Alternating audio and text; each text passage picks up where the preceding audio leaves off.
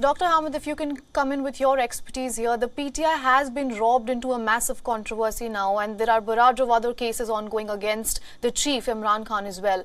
How much of this is justified according to you, and how much of it is politically motivated? Thank you very much, Ananya.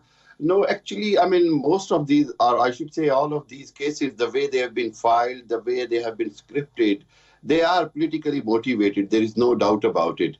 And I would say that, I mean, in Pakistan political system, it is quite common when you cannot beat the opponent, you try to wipe out the opponent in political scenario or from the political scene. And that is what the government is doing. Government have tried for the last 8-9 months to control or to reduce the popularity of Imran Khan and his Tehreek-e-Insaf, but they have been failed to do so. So this is another way they found it that I mean, because they had there was some resistance from Imran Khan supporters, and they did resist against the law enforcement forces, and they are making that excuse to ban the organization. But I mean, it is unprecedented in Pakistan that any such a strong political party could be banned. And I would say that even if they will try to ban it, it would be, scrapped out by the Supreme Court, because, I mean, Supreme Court would understand that how can they ban out the strongest or most popular, so far, with all the surveys, if you look at,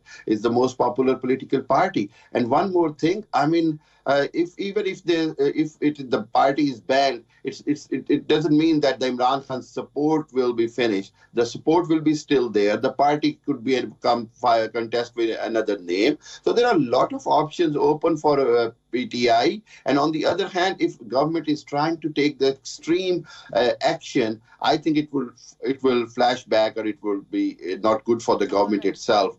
Rather, it will have a public reaction as well. All right.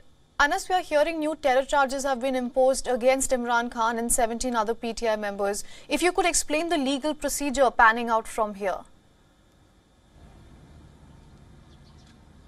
Well, yes, a new FIR has been registered, and that takes the tally to 95 cases against Imran Khan. This new FIR pertains to that of the events of yesterday. It has been registered in police station Ramna of Islamabad, and which says that Imran Khan and his party leaders who've been nominated, the 17 party leaders who've been nominated, they did not abide by the law. They did not abide by the agreement that they had, that they used loudspeakers. It was a violation of 144, and then there is resorted to the use of violence and the use of force as a reason of which the state had to respond back and retaliate. And that is the reason we're seeing that these terror charges have been framed against Imran Khan.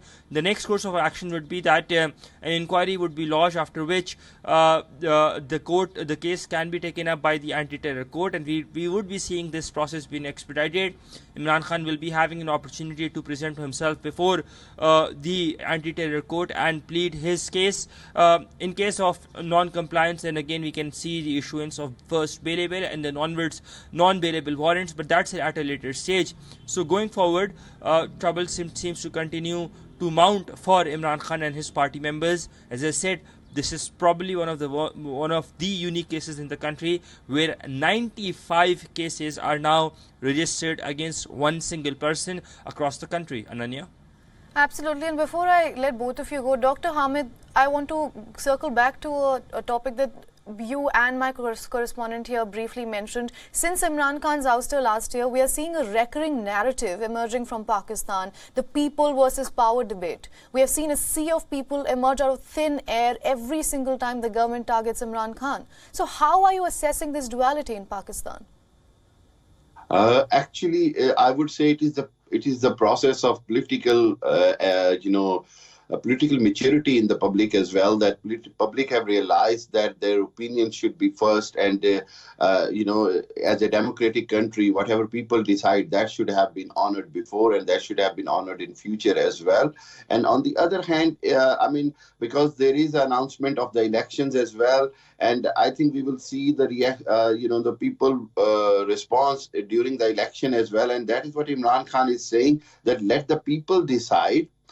who they want to be in power. And if you look at the entire scenario, this is what government is having a fear, that if there will be election as per 30th of April in two provinces, they have a very, less chances to win that election as compared to all the surveys and all the reports are saying. But I believe that as far as there must be, rule of law. There should not, nobody should be allowed to take law in their hands. There is no doubt about it. The writ of the state should always be maintained. But on the other hand, if there is the impression that it's a revengeful actions, or all the cases are based on political motives, or the cases are based on, wiping out someone particular person from the political scenario, that would public would not accept it. People are very well aware as far as their political rights are concerned. But on the other hand, yes, there is no doubt that the government will try to maintain their writ of the state, and the law enforcement agencies would like to maintain the peace as well. But in coming days, it will be very interesting how the things will unfold, because the election dates have been announced. The Supreme Court have ordered to do so as per the dates given, and the government is trying to delay the elections, as they have submitted some suggestions that it's a bit impossible, or it's not possible to do the elections on the due dates. So let's see how courts will take up. The matter will finalize in the courts, which is not good example for Pakistan, but that is what's happening, that so many matters are going into courts, and the burden on the courts is immense burden on the courts to decide. Absolutely. Political. That's not a good example. Thank you.